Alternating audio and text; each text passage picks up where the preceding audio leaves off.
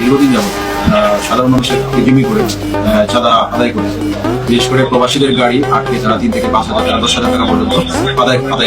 কিন্তু এখন বর্তমানে যে পরিস্থিতি, সেই পরিস্থিতি নিয়ন্ত্রণের বাইরে চলে গেছে। হিজড়া সম্প্রদায়ের আমরা সর্বমোট 12 জনকে গ্রেপ্তার করি এবং চাঁদা দাবি করছিলাম, চাঁদা আদায় করছিলাম। এরকম অভিযোগের প্রেক্ষিতে আমরা তাদেরকে গ্রেপ্তার করি।